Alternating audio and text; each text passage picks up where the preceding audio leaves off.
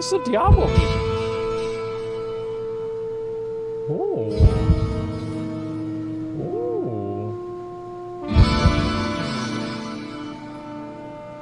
Hey guys, what's up? Madseason here, back with another video for you. Diablo IV development is underway, and just like with the World of Warcraft video, I figured I'd cover Diablo IV as well, and cover everything we know so far, compared to the previous games of the series, and hopefully just give you an idea of what it's all about. So far, we have 2 trailers, and that's one cinematic and one for gameplay. Okay. The cinematic is probably the most metal thing to ever be released by Blizzard, and probably. I don't want to spoil it too much. I suggest that you give it a watch for yourself. It's pretty intense. The events of Diablo IV take place decades after we disposed of Malthael and the Reaper of Souls. Oh, really? So wow. even in-game, it takes about 30 years before anything changes with the series. Story-wise, as you'll see in the cinematic, the Queen of the Succubus and daughter of Mephisto and mother of all humanity, Lilith, has been resurrected to wreak havoc upon the war-torn sanctuary. Yep. The game is back to its dark and dreary atmosphere. Full effing force. Which is good. I like that. There it is. Fuck yeah, dude. This will be fucking beautiful. An incredible game. You think me mad, old friend, but I know these dreams. And not just in looks, but also in gameplay. As you can see, it looks to be more in line with Diablo II or Path of Exile. Yeah. All of the flashy effects are now gone, and the game takes on a much more dark and visceral atmosphere that's reminiscent of its predecessors.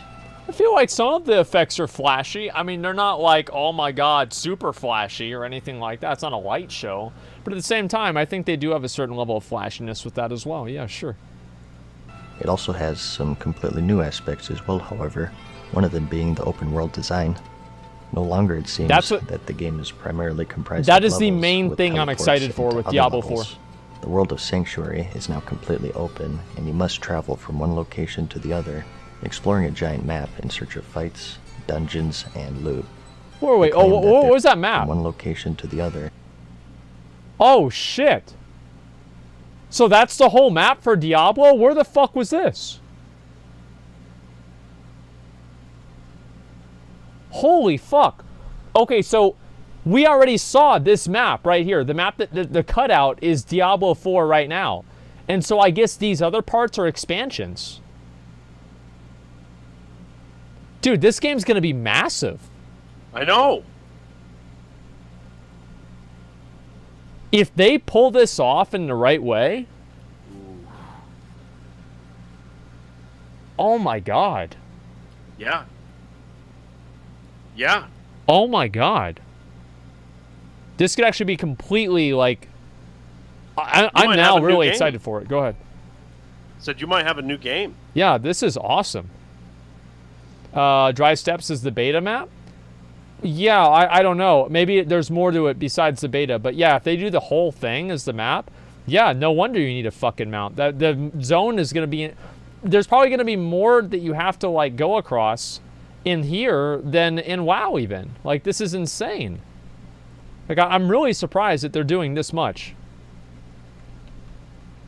Exploring a giant map in search of fights, dungeons, and loot. That's incredible. They claim that there are hundreds of villages to stumble upon, and you'll even encounter other players that you aren't grouped with, which is much more of an MMO aspect than it is action RPG. God damn. There are limits, however. Certain areas you'll see just a few people, and others you could see a dozen. Wow. One such example is during this world boss encounter. The open world isn't randomly generated, but the events that happen within it are, and one of them is a world boss encounter, such as this giant dragon as you see before you. You can choose to group up with 3 other friends, so a party size of 4 total, and try to take it down, but due to the open nature of the game, other players will be able to come and assist you. These bosses... See, I don't know how PvP is going to work in this game. That's another concern that I have. Is like, how is PvP going to work in Diablo 4 whenever there's so much phasing and stuff going on? In a way, I want to wonder if you're going to be able to zone into like different worlds on purpose, or if Blizzard is just going to dynamically put you in random phases in the same way they do with WoW. So like, it's like basically, are you logging onto a server, or is Blizzard assigning you basically a layer whenever you log on? And if they're assigning layers, I really kind of worry that all of the interactions that you're going to have in the open world are just going to be throwaway interactions, and they won't matter in the same way as they do in WoW. And I like the open world thing, like it's the most exciting and also the most concerning for me, because it can either go really well or really not well. These also have a unique stagger bar effect, which is increased through crowd control effects. Yeah. Once it's filled, the enemy will be stunned, allowing you to deal some free damage and also change the encounter in various ways. For example, you break off the giant bone scythe off this dragon to make its sweeping attacks have a little less bite. But will that even? But with such an open, but would that even matter? Like, that's the issue. Is like in the ARPG games, like the world bosses. Here's the problem with the world bosses: is that they cannot have world bosses that require any degree of coordination or skill if they don't make them like clan specific. Because if you have a world boss that's just sitting out there and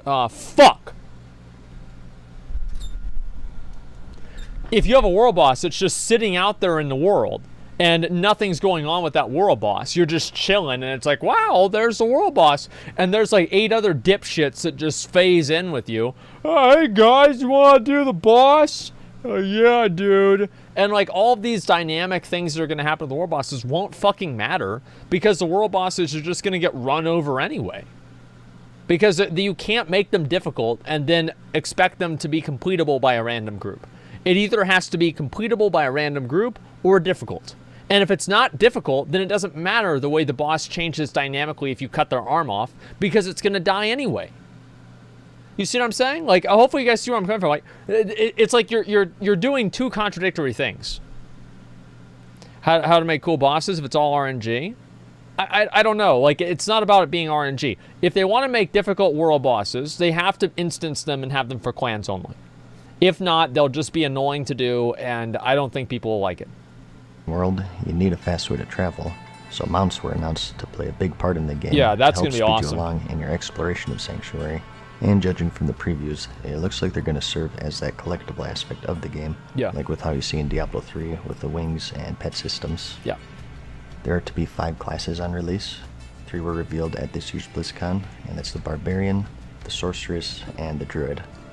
The Barbarian is pretty self-explanatory. You hack, slash, jump, and spin. A unique aspect to them, though, is that they're able to equip 4 weapons at once and seamlessly switch between them in combat, so you can adapt to any situation. The Sorceress is your mage, focusing on 3 different schools of magic, and that's fire, frost, and lightning. This is the same as and the Diablo Druid 3. is your master of nature and shapeshifter, capable of taking on a bear and werewolf form. I feel like Druid's either and going to also be really OP commanding the or aid really of bad. various One or the animal other. companions. That open world aspect isn't the only thing they took from MMOs, however. As it was confirmed, there's to be a detailed character customization for you to play around with to help immerse yourself with your characters a bit more. I don't know about that, dude. Character progression is always I a don't big know concern, about that, dude. and it's quite different in 4 than its direct predecessor. It focuses on a combination of skill points, talent trees, rune words, and legendaries to try and create a unique experience for each and every player. Let's go over them one by one.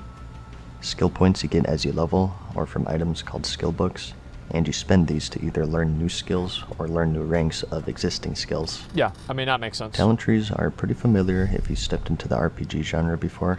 Basically, you're given a tree of affixes that you can spend points on, and the more points you spend, the further down the tree you can go to customize your character to your liking and create your own builds. I'm not really as excited about the talent trees as I think maybe some other people are, but maybe nobody's excited about the talent trees. I just see them and I just assume it's like, okay, well, I'll just wait and figure out what the best one is, and then I'll just do that. It's like after I've used the PoE talent tree, it's going to take something really, really big in order to convince me or get me excited again. Rune words are familiar if you played Diablo 2. These are items that you collect and apply to your armor, and they're split up into 2 variations called conditions and effects. Yeah. Condition runes are what cause the effect runes to trigger, And an example they gave is These are when you freeze an complicated. enemy as a condition. These are really introduce a complicated. cooldown for a random skill by 15% as an effect. You can mix and match any and all condition and effect runes to your liking. Yeah. So feel free to pause it on this page if you'd like. So just like in Okay. Shadowlands, they're looking to give players great power in how they want to play. However, a problem with any RPG is that there's always a quote best option, so we'll just have to wait and see if we really have any meaningful choices to make. I think that we will, because what I believe they're doing with Diablo 4 is they're removing like the numerical fine-tuning that players have to make in like PoE in a way, and they're removing numerical fine-tuning and just making core mechanical tuning. So there's nothing, it doesn't matter like how much agility or how much vitality or whatever you have, they don't give a fuck. And I think they're just focusing on core gameplay and just like not even engaging with like the numerical functions of, like PoE. And another aspect of customization Yeah. are of course legendaries. These are the new tiers of rarity, and that's normal, magic, rare, and then legendary and ancient legendary, sharing a tier with the set pieces. And then finally at the end are mythic legendaries. Ancient These are legendaries. said to actually be legendary Okay. in rarity. Okay. Vanilla Diablo 3 kind of sucked, but one of the cool things was just how rare the legendaries were.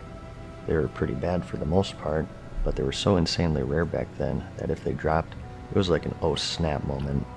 Maybe one every 20 hours or so, if even. Yeah. So it sounds like they're going back That's a to really that good level drop. of rarity, as opposed to Reaper of Souls, where you get one like every 10 seconds, which I'll believe that a year into the game. And we'll see if legendaries are raining from the sky by then, because that's what I think is kind of going to happen. I mean, here's the thing, right? G4. I mean, like, here's the thing, guys. Like, well, let me think of a way to put it. PoE tree is garbage. Well, it's not really about the PoE tree. Having attack and defense does not necessarily mean that it's a simple game. You can have a bunch of different mechanics that function differently together without having a bunch of different numbers you have to balance. Like, number balancing isn't as gameplay defining as talent and ability balancing. And I think Blizzard, what they're doing with D4, is what I just said, is that they're just removing the number balancing out of the equation. They're just taking it out of the equation. They feel like that's something that players, it's complication, and most people don't want to do that. And I think if Blizzard takes Diablo 4 down the route of not trying to compete with Path of Exile directly in terms of, complications and, like how overly like complex and not really convoluted, but just involved that PoE systems are, I think Diablo 4 can capture more of like a casual ARPG market. That's what I think their best case scenario is. And there's more people that play casually than hardcore, so it's not like this is like a second place or anything. I think the casual market is a lot bigger than the hardcore market. kind of defeats the meaning of the word legendary. And as for mythics, these are basically legendaries on steroids, and they're said to be only obtainable through special actions, maybe special achievements or something like that, who knows. What we do know though is that they have 4 affixes instead of 1, and only 1 mythic can be equipped on your character at any given time. And trading is also confirmed to be in the game, although it will be restricted somewhat. Some items are tradable forever, whereas more powerful ones may only be tradable once total, and some of the most trading powerful shit, items, such man. as mythics, are forever bound to your character. I feel like, you know how Blizzard has like all these different systems that are just confusing to players?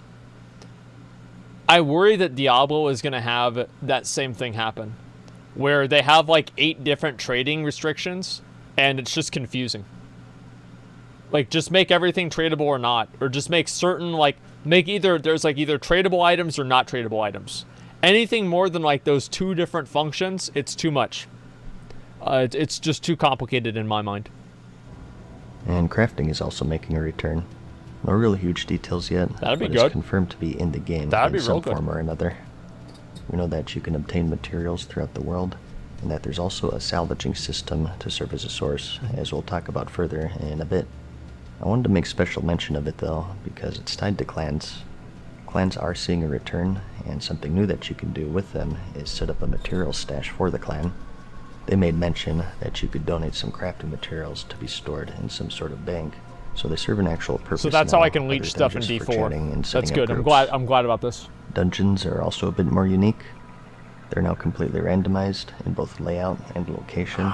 You can find... Man, they said that about D3, man. Like, they're not going to be randomized in terms of layout and location. Like, there's gonna be the open world layout like this one. There's gonna be the inside layout that's underneath the cathedral. There's going to be the dungeon layout. Like, this dungeons being randomized shit, I don't believe it. I do not believe it at all. I think they're gonna do the exact same stuff. Nearly any dungeon, nearly anywhere in the world. They're all one continuous just different level tile sets with of no the same loading shit. screens. And each one you have an objective to finish, sort of like a bounty in adventure mode in Diablo 3. So they're sort of integrating a lot of qualities of adventure mode into the core game from the sounds of it. So that might be good news or bad news for you. And they also have a key system tied to them. Anywhere in the world, you can loot different level keys for a random dungeon. And this is the main endgame activity that we know of right now. Basically the replacement to rifts and the greater rift systems in Diablo 3. Yeah, the Mythic Plus keys, The higher level literally. the key, the tougher the dungeon will be, Yeah. with harder enemies, more elites, and special affixes for the players, the enemies, or the environment. An example they gave is this unkillable lightning pillar that'll follow you for the entirety of the dungeon. I'll be honest, I'm not looking If you forward feel to like that. you That's got a stupid. bad roll though, or a dungeon Sounds that you really simply fucking don't annoying. like, you can choose to also salvage the key for crafting materials. Yeah. I imagine that keys won't be the only thing you can salvage, so you can look forward to that to aid you in your crafting. And to deal with all of these challenges, every character, no matter the class, is given an evade maneuver. Essentially, it's It's like a little Dark dodge move Souls to kind of evade enemy mechanic, you know, you attacks like and roll get out of crowd things. control and It's whatnot. kind of the same stuff. The I specifics like that. are I unknown think that's still, cool. such as cooldown or resource usage, but obviously they're going to be a core part of combat for everyone. PvP was also confirmed to be present in the game as well. Players will be able to enable this to find and fight others in the open world, although it's unknown the specifics of the rules of engagement.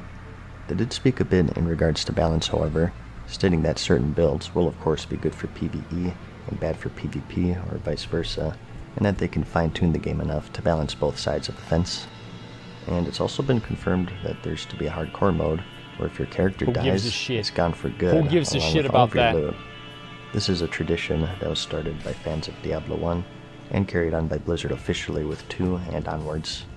PoE, there's 13,000 people online. Is there a place that I can actually look to see how many people are playing PoE at a time? Can I look and see that? I'd be really curious to find out. Yes, where?